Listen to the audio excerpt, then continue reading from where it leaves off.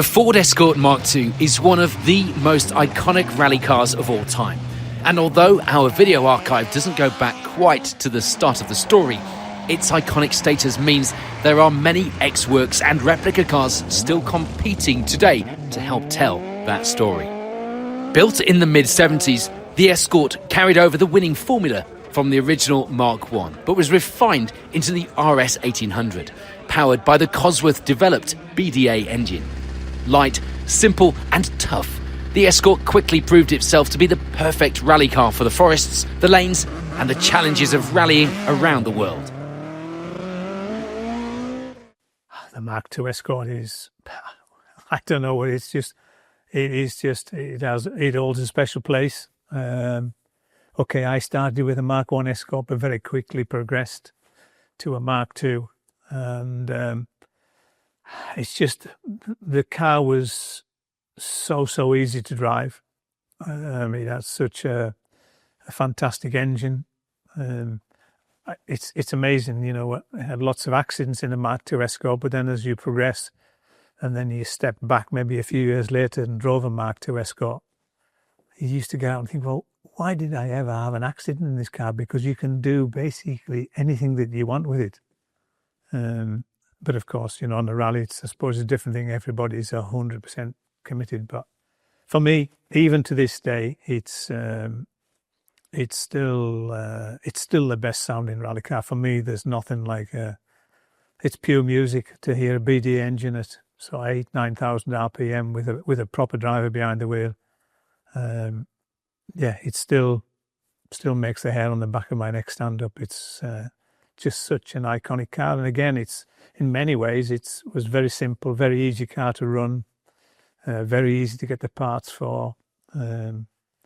So yeah, it has to go down as, for me, as the most iconic rally car in my career. The Mark II Escort's debut could not have been more impressive. At the 1975 RAC Rally, Timo Mäkinen and Henry Lydon took victory in the Allied Polymer car, with Roger Clark and Tony Mason second in the Cossack Mark II. It was the beginning of a run of dominance, with the Escort winning the RAC Rally 5 years in a row, making it synonymous with rallying in the late 70s. Internationally, the Mark II proved equally formidable. Voldegaard and Mikkola spearheaded the World Championship programme, and in 1979 Ford captured the World Rally Championship Manufacturer's crown. That same year, Voldegaard became the first ever WRC Drivers' Champion, with Mikkola finishing second, both at the wheel of RS 1800s. 2 years later, Ari Vatanen sealed the Escort's place in history by winning the 1981 World Championship in a privately run RS 1800 prepared by David Sutton Cars. The Escort, though, was not just about World Championships, and soon it became a fixture on the national scene. Works entries and privateers alike thrilled rally fans with the Escort's tail-happy style. The recipe was simple: a strong shell, simple suspension and a Cosworth engine that delivered power and reliability. It was the car you could take to a club rally or to the World Championship and still be competitive. I know it may sound a bit sad and what have you, but probably one of the standout moments was the 1980 Scottish Rally, which was the rally that basically put a dampener on my career when I had my big crash in 1980. But, you know, it was at that point in time I was in a massive battle with Hannu Mikkola and Ari Vatanen, and managed to just get ahead of Ari at the time, so I was behind Hannu. Then, of course, had the accident, the big accident that broke my ankles. But so yeah, it maybe sounds a bit sad, but on the other hand, it was just an incredible feeling to be able to get into and it was with my own prepared car, to be able to to get into the same level of competition as Ari and Hannu at the time, who were two of the world's best drivers, was an incredible feeling. And it definitely didn't deter me from wanting to get back behind the wheel. Although four-wheel drive machines would eventually replace it at the top level, the Mark II Escort never faded from the sport. In recent years, it has been the backbone of historic rallying, especially here in the UK, and in many ways, it's more popular now than it was in its heyday. In Ireland, meanwhile, the Mark II has been a big part of the modified rally scene, with Mark II Escorts lining up by their dozens, many of them extensively developed with modern suspension, sequential gearboxes and screaming Millington or similar engines that make them not only competitive against other Escorts, but against the entire entry. One of the most famous modern-day advocates for the Mark II is Frank Kelly, whose Escort, known as Baby Blue, has become a crowd favourite around the world. Kelly's spectacular driving style made him an icon of the Irish modified scene, and in recent years has taken him around the world to demonstration events such as Rally Legend, where it's less about speed and more about entertaining the devoted rally fans, making the pilgrimage and lining the stages. The Mark II Escort is just iconic. I was brought up in that era when the Mark II was the weapon of choice for all the boy racers.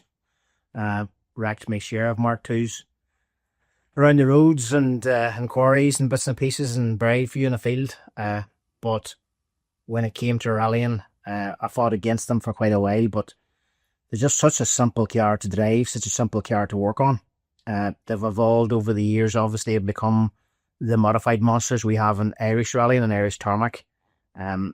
It's just a pleasure to get in the car. I love the Escort to feel. I love the drive of it. I love the way it makes you feel. I love the freedom it gives you. And probably just how easy it is, because anybody that drives a Mark II Escort will always tell you it's probably one of the easiest cars you've ever driven. For somebody like me that does my own preparation, it's easy to work on in the evenings. You don't need a laptop generally. You can weld, cut, shut, do whatever you have to do to get moving again. And there's such an industry built up behind them with Group 4 fabrications and Higgins body shells and all the panels you can get now.